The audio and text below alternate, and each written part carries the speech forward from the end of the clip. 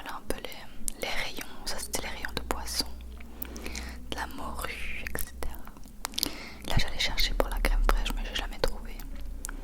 Donc voilà, après je rentre avec ma pâte en main qui ne rentrait pas dans mon sac à dos.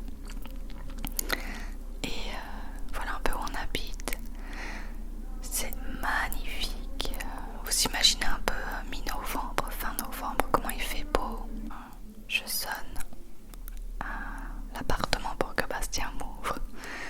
Et puis je vais vous montrer les ingrédients dont on a besoin. Donc il faut à peu près 7 pommes, du beurre, du sucre, de la pâte brisée et un peu de cannelle.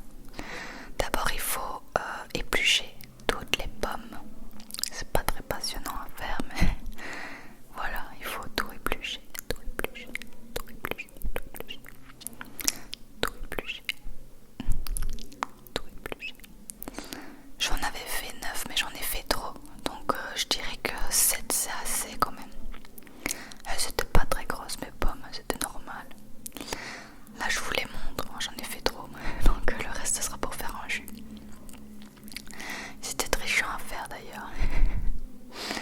Et après je coupe ces pommes en 4 pour enlever le noyau. Voilà, donc j'enlève le noyau. Alors j'enlève beaucoup, déjà parce que j'arrive pas à bien le faire et en plus parce qu'il faut vraiment pas qu'il y ait le morceau dur qui est à l'intérieur de ce noyau, parce qu'après ça va vraiment pas être bon dans la tarte. Donc voilà, j'enlève bien tout le petit noyau, le petit noyau, le petit noyau, le petit noyau.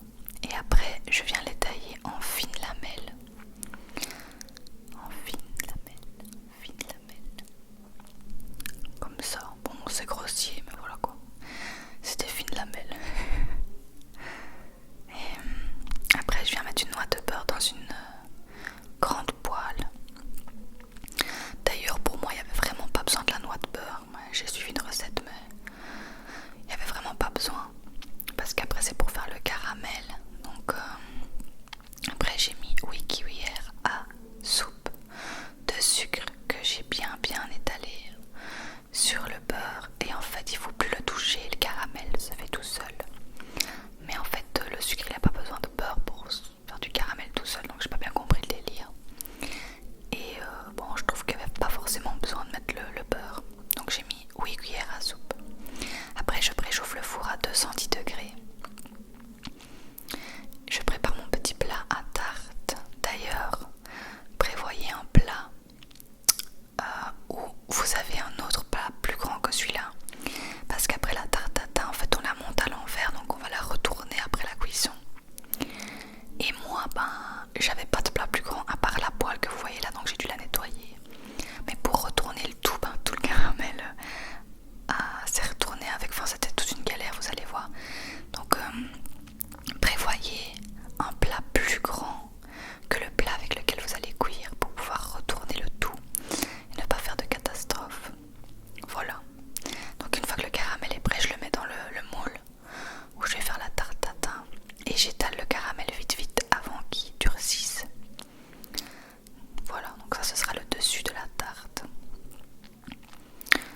C'était très bon. Après, je fais un peu revenir les pommes, mais légèrement parce que de toute façon elles vont encore cuire dans le moule à tarte quoi. Mais j'aime bien quand les pommes sont bien molles. Et puis voilà ce que donne le caramel. Une fois qu'elles sont pré-cuites, on va dire, je les mets dans un bol. Et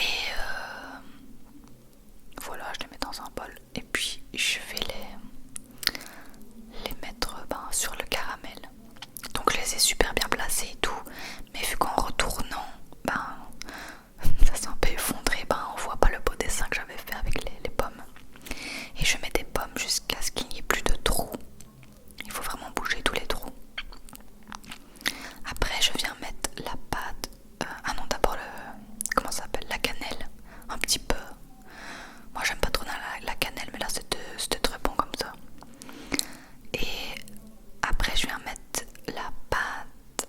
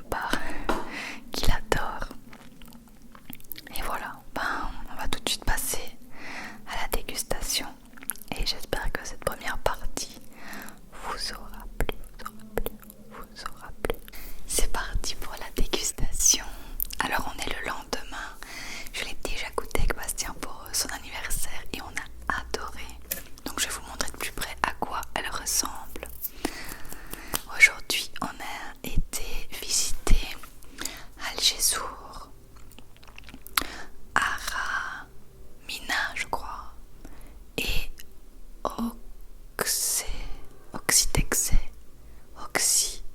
je sais plus, Oxysexé, un truc comme ça, trop beau. Du coup j'ai bien faim, pas facile à manger, donc je vous montre pas la part de près parce qu'elle est en train de se décomposer. Ça c'est un petit morceau de pomme.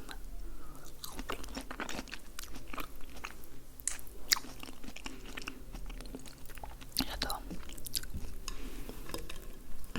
C'est pas facile à prendre tout d'un coup.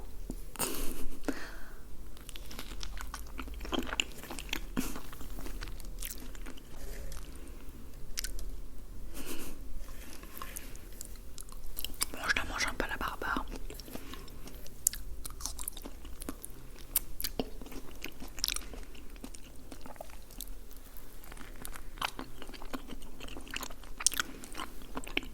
Dites-moi en commentaire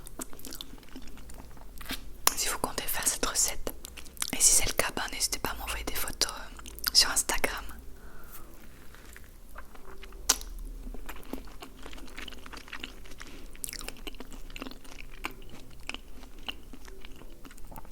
Trop bon.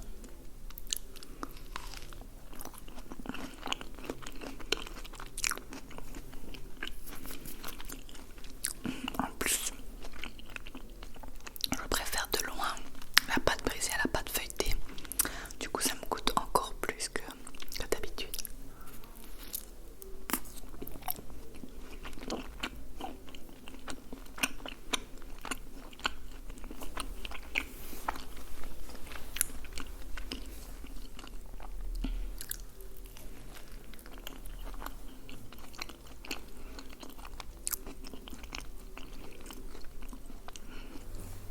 Voilà, je suis enfilée.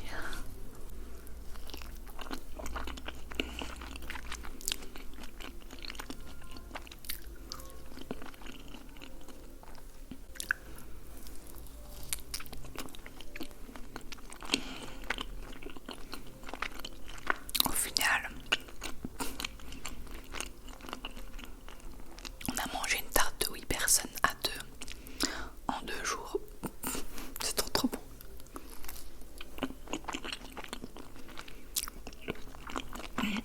D'habitude, je laisse toujours la croûte de la pâte feuilletée parce que j'aime pas du tout.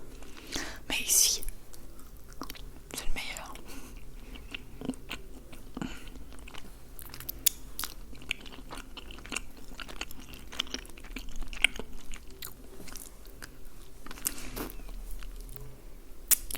Je vois que ça se voit que j'avais faim.